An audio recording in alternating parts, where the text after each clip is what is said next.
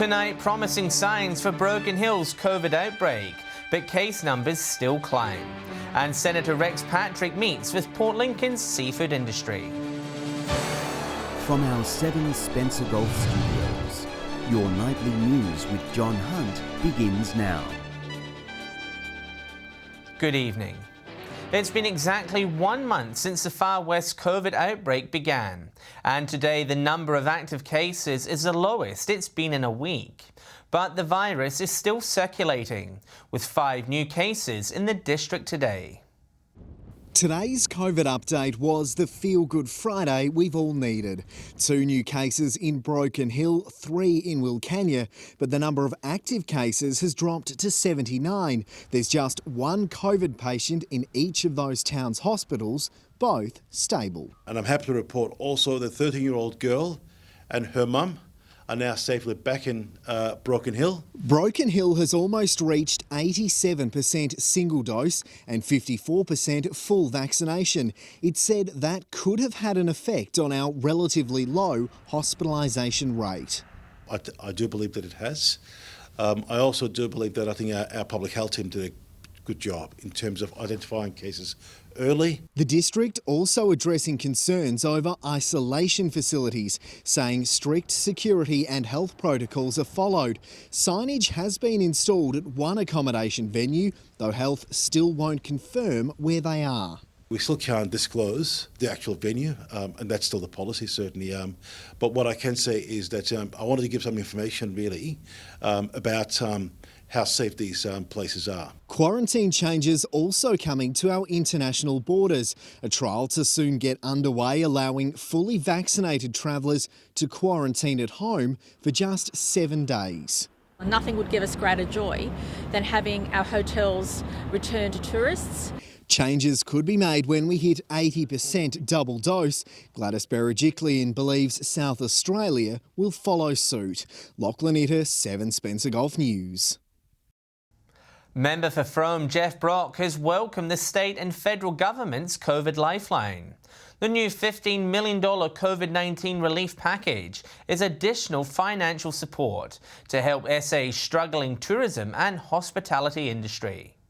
I think it's a great idea, and the $15 million, it's not a lot of money for the federal government to put out there, but it is a start, and it will help some of these people out there.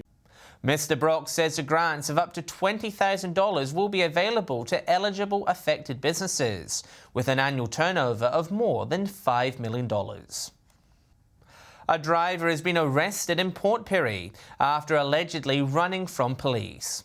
Just before 1 this morning, police stopped a vehicle for a roadside test. It's alleged the driver, a 39-year-old local man, ran off before police eventually apprehended him. The driver produced a positive reading of .157 and was also found in possession of a cannabis pipe. He was fined, lost his licence and charged with a number of offences. He will face court next month. A South Australian senator has met with key stakeholders in Port Lincoln's aquaculture industry. The talks were held to discuss the potential ramifications a proposed desalination plant could have on the sector. It's an industry worth millions of dollars to Port Lincoln, but a proposed desalination plant in the area has left local aquacultural businesses feeling nervous. The concern is that the placement of the desal plant in Boston Bay will actually be harmful to the industry, to the very community that SA Water are trying to help. So that definitely needs to be looked at and addressed. South Australian Senator Rex Patrick today hearing from those concerned. He says the potential impacts are not limited to the aquaculture industry. There are some potential major impacts to recreational fishing and also tourism around Port Lincoln. A number of reports have been commissioned into the potentially negative effects the plant could have on Boston and proper bays, the natural ecosystem of major concern. Potential for seagrass die-off, and once you start getting that seagrass die-off, you start losing more habit, and you're just going to lose more fish species around in the bay. And we've got a very healthy bay at the moment. In a statement, SA Water says the Eyre Peninsula needs a new climate-independent water source to service the community. The company is finalising the site selection process, hoping to share with the Eyre Peninsula community in the near future. Senator Patrick calling for the plans to be made public.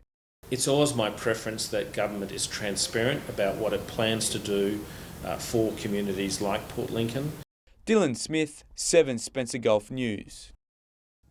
Residents in Whyalla are invited to attend an online community consultation session on a proposed solar farm and battery storage facility near False Bay.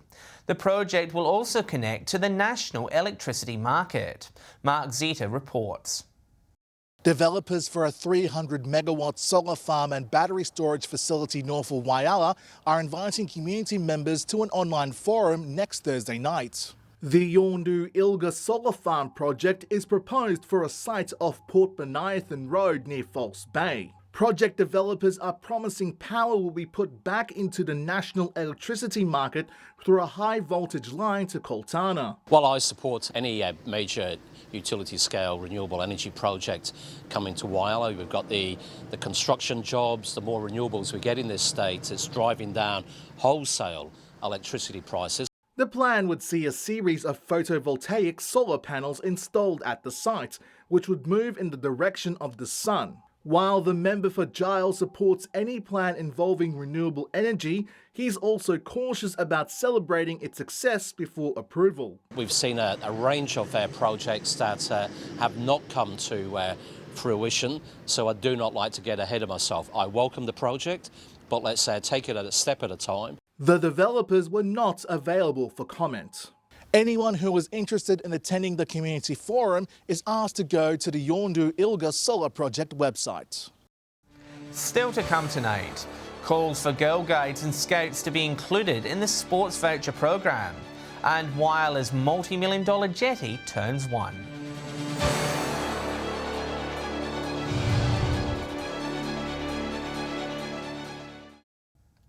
Welcome back.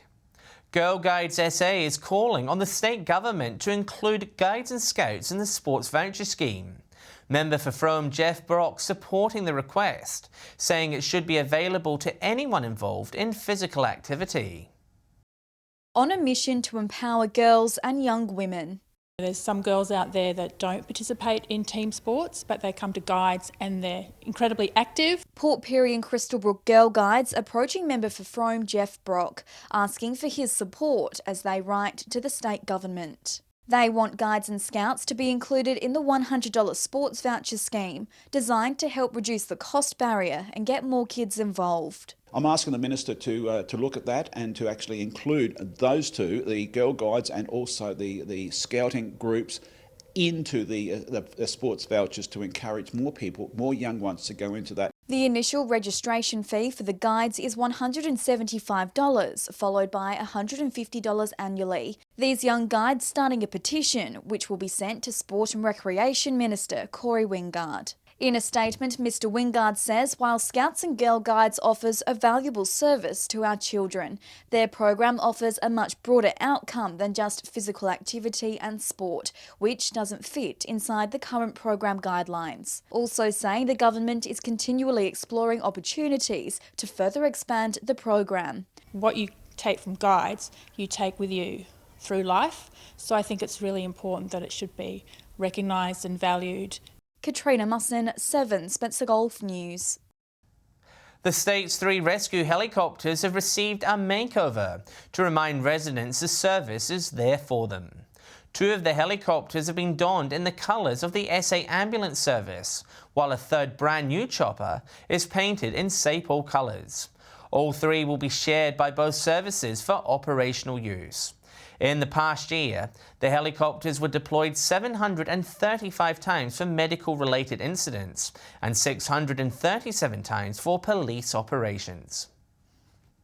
Work has begun at the former Port Augusta Power Station to transform it into a new port facility. Port Playford is set to use $160 million worth of existing assets currently on the site, which is approximately the size of Adelaide CBD. The latest addition to the Spencer Gulf's export industry. Construction is now underway at Port Playford, with the company behind it planning to invest more than $100 million into the site over the next 18 months.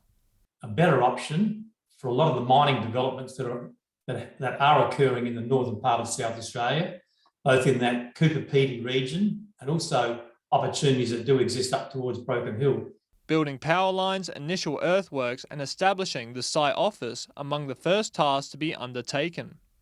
The CEO says it's just the beginning of their plans, with construction set to stimulate the economy still recovering from the closure of the power plant. Recommissioning the bottom discharge facility, the rail track, building new conveyor systems to transfer into storage sheds. So a lot of work will be required in the construction phase. The new development will create over 100 jobs during construction and 80 permanent positions once the port is operational. It was a great opportunity to reuse an old piece of infrastructure, which will be good for the region, it's good for jobs, it's good for the mining sector, and it's reusing a port that was been operating there for 100 years. Edward McCarroll, 7 Spencer Gulf News. Wyala's multi-million-dollar jetty is celebrating its 1-year anniversary, with close to 100,000 visits in the first 12 months. The project has received multiple accolades and positive coverage on social media since its launch. Celebrating a major milestone for a well-loved Wyala landmark. It's been a year since the foreshore jetty was opened to the public by Mayor Clare McLaughlin and Premier Stephen Marshall. Look, it's hard to believe it's been 12 months since we opened the jetty down here at the Wyala foreshore, and it's just been a huge success for our city, with almost 100,000 visitors over this past year. That figure is equivalent to around 2,000 people per week visiting the well-known landmark. The structure has also received major accolades from the local government professionals group and the Institute of Public Works Engineering Australasia. Visitor numbers also up 40% since the jetty opened, according to data from the Tourist Information Centre. We see the jetty as the centre of this fantastic foreshore area. So with our master plan consultation now underway, we see this is really iconic. Wyala City Council also looking to further enhance the visitor experience at the foreshore. A survey on the foreshore master plan is now available to residents through the council's website. We really encourage the community to give us their feedback and be part of this consultation process. I mean, the community were part of this a few years ago when we decided to design and build this jetty. Making sure the attraction is popular with locals and visitors for years to come. Mark Zita, 7 Spencer Gulf News. Stay with us. A Broken Hill resident to share their experience with mental health. And an iconic Port Lincoln sculpture restored to its former glory.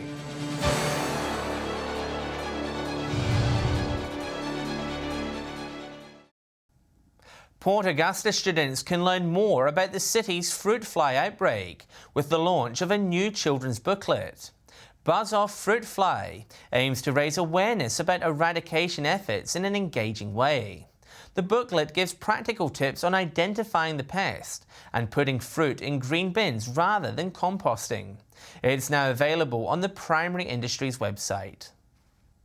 A Broken Hill woman is using her battles with mental health to help others, representing the city at a suicide prevention summit this weekend. Jill Graham's story aimed at inspiring others at a time when many are looking for help. She's a smiling beacon of strength, but the last few years haven't been easy for Jill Graham. If not for somebody sharing hope with me, I wouldn't be here today. Diagnosed with PTSD after an assault, Jill was unable to work and unable to return home after being stuck interstate by border closures. Through being stuck in COVID there, I decided that I'd study. It was a good opportunity. So I started to cert for in mental health. Using her own lived experience, she was able to get a job as a peer support worker at the Safe Haven Cafe, helping others in times of crisis. I think Gillian's inspiring and she's been guiding her own light the whole way. Jill will be virtually attending the Lived Experience of Suicide Summit this weekend, taking part in workshops and gaining new knowledge to help others in the community at a time when demand for support is growing. Don't ever feel alone, because there is somebody. The second we tell someone we need to have that yarn and a chat, there's going to be somebody that will respond. If you or someone you know needs help, Lifeline is available 24/7 on 13 11 14. Lachlan Itter, 7 Spencer Golf News. A famous sculpture in Port Lincoln has been repaired after it was damaged more than 18 months ago. The tuna polar on the city's foreshore has had its famous pole replaced, restoring it to its former glory. A sculpture synonymous with the Port Lincoln foreshore, the city's tuna polar this week receiving a welcome gift. It's an incredibly important acknowledgement of the pioneers who set up the foundation of the town. The new pole needed after the structure was damaged early last year. Port Lincoln Council optimistic about the statue's longevity. We're extraordinarily hopeful that people will now respect the statue, what it means to the community and the story it tells, and not climb on it. The tuna polar is the story of Port Lincoln from the 1960s and 70s, highlighting the evolution of the seafood industry. Local sculptor Ken Martin designed the statue and says it tells an important part of local history. A lot of the polars, it's still in living memory. A lot of it's a living history, and the families of the polars are very proud. The whole town is very proud of the fishing history here. The council's foreshore redevelopment plan also focused on preserving it. Create a bit more lighting and CCTV around it just to ensure that security of the artwork. Mr. Martin has one request for the public. I do hope that people respect it and respect what it's here for, and treat it gently. Dylan Smith, 7 Spencer Golf News. Stay with us after the break. Our footy experts preview the weekend's local finals action. And Ruby Kameen will have the weekend weather details.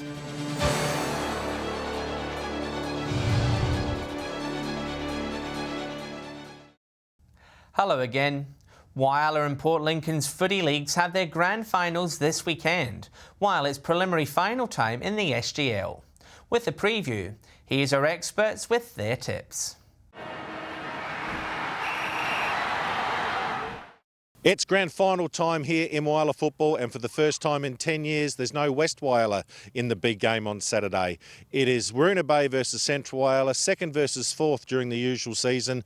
Both teams are going to like their chances here on a beautiful day on a beautiful surface at Bennett Oval. We're going to see some high quality football. Be no surprise at all to see Centrals win this. They are the reigning premier, of course. They've got some quick and strong players and they play well in September. But I think it's going to be the young Waruna Bay team who had a taste of grand final 2 years ago. They didn't do well last year. I think they'll bounce back and it'll be the Bay's first flag in 25 years. Welcome to Port Lincoln Footy Tips and grand final weekend. Good luck to all the clubs playing tomorrow. In the A grade, we've got the undefeated Marble Range taking on Waybacks. Both teams have classy midfields and elite forwards. The game might be won on the half-back line, and with Rangers half-back of Beard and Brooks, they're going to get heaps of rebound footy. Jonty's still up forward for Waybacks. If he can get on early, watch out, he'll be in for a big game. In saying that, you've got to tip Marble Range. They've been the best team all year, and I'm going to tip him to win this one by 5 goals. Best on ground, if you want to know, Jed Wolford. He's a specialist finals player. Marble Range's Jed Wolford will get best on ground. Hello and welcome to the preliminary final week of SGL football. The action's all here tomorrow with the Lions taking on South. South went down to Sully's last week in a thriller, while Sully's booked their berth in the grand final for next week. Lions had a massive win over West and will come in this game red hot. South will be missing Christon Thompson this week for this match after an indiscretion in last week's game, but I expect Gazelle Stewart to step up and take that role. This game should be a beauty and it will go right down to the wire again like last week's game. I'm tipping South in a close one. Time now for a look at the grand final weather. And Alex Sykes is off, so jumping from the news desk to the weather screen, it's good evening to Ruby Kameen. Thanks, John, and good evening, everyone. It was a bit of a mixed bag of weather conditions today. Spring has truly hit the Spencer Gulf. From 3 p.m, Whyalla was partly cloudy and 23, mostly sunny and 20 in Port Lincoln. Broken Hill had a shower or two and was windy, 26 degrees. Looking further out now, Port Augusta and Port Pirie both reached 25, Woodner was mostly sunny and 24, 22 in Kadina, a degree warmer in Adelaide, and Cooper Pedy had the region's max of 26 degrees. Taking a look at the satellite image now, cloud crossing northern and eastern South Australia with the trough is generating patchy rain and thunderstorms, mainly in the northeast. Cloud forming in the south near a blustery colder change is bringing isolated showers, mainly light. Skies are mostly clear in the far west in dry winds.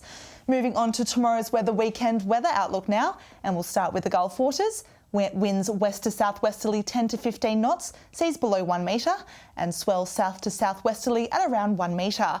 And earlier there was a marine wind warning issued for South Australia. Port Lincoln and Cleve both partly cloudy and 17 degrees, similar in Woodner to top 19. Whyalla partly cloudy and 21, a mostly sunny 22 degrees in Port Augusta, Kadina partly cloudy and 18, Port Pirie partly cloudy and 20, Clare 14 degrees, and Broken Hill mostly sunny, 20 degrees.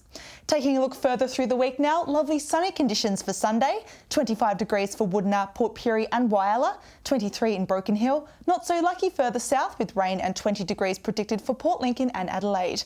More rain coming in parts of the Gulf on Monday, 18 degrees in Whyalla, Kadina 16, cloudy conditions in Woodner, set to top 17, partly cloudy in Cooper Pedy and Broken Hill. 18 degrees for Whyalla and Port Pirie on Tuesday, 17 in Kadina and Broken Hill, partly cloudy and 19 degrees in Port Augusta and Woodner. And that's all the weather from me for now. I'll be back a little later with an update and again on Monday with your local news. Back to you, John. Thanks for that, Ruby. And that's the local news for tonight and the week. Just a reminder, you can follow us on social media at Facebook, Twitter and YouTube. I'm John Hunt, thanks for your company. I'll have updates later, and Ruby Kamane will be back behind the desk with you on Monday. Until then, have a great weekend. Good night.